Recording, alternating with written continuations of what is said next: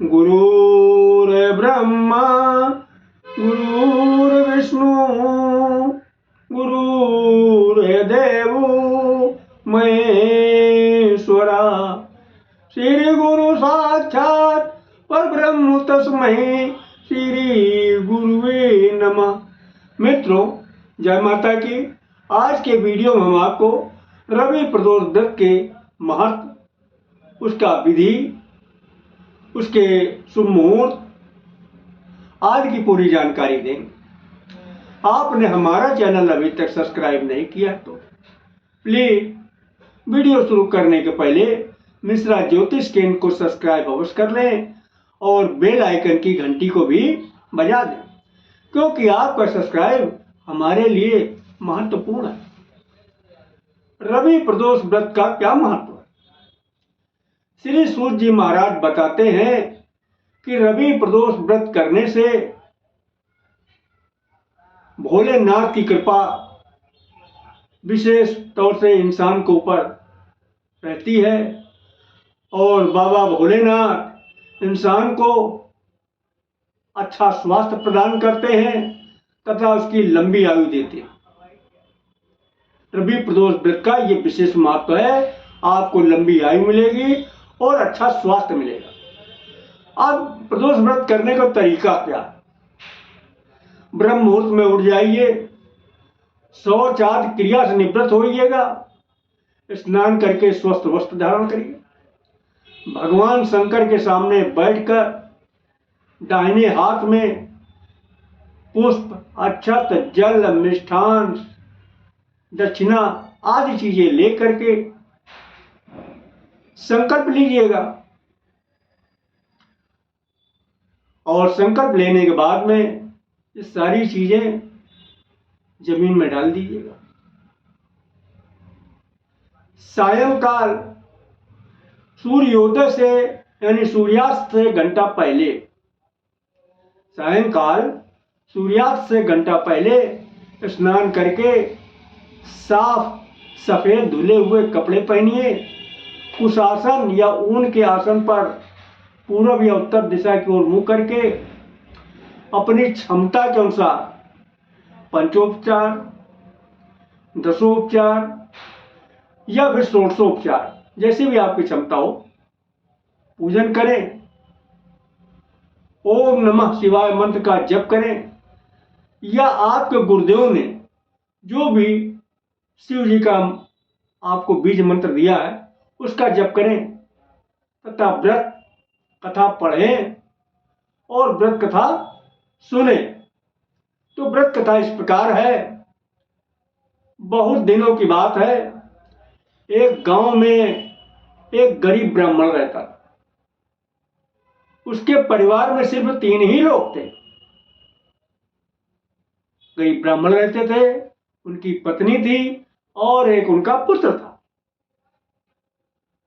उनकी धर्मपत्नी धार्मिक विचारधारा की थी, शंकर जी को बहुत मानती थी, शंकर जी से बहुत लगाव था और वो रवि प्रदोष व्रत रखती थी।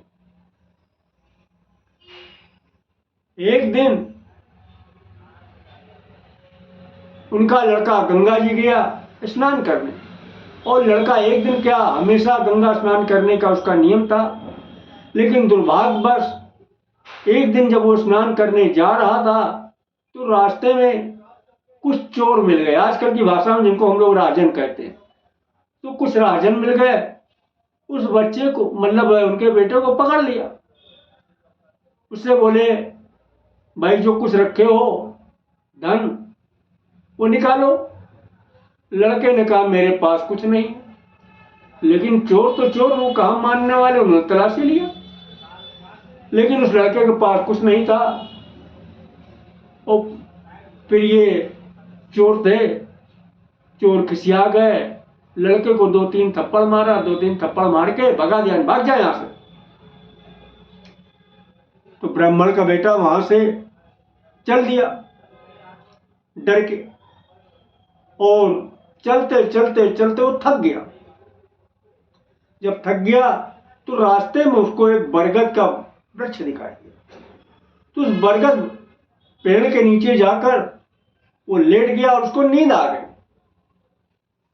इतनी देर में राजा के सिपाही गश्त करते हुए आए और उस ब्राह्मण पुत्र को पकड़ लिया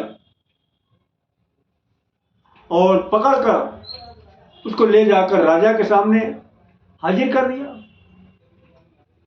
राजा ने कुछ न सोचा न समझा, न उससे कोई बात पूछी और सीधा आदेश कर दिया, इसको ले जाके जेल में डाल दो।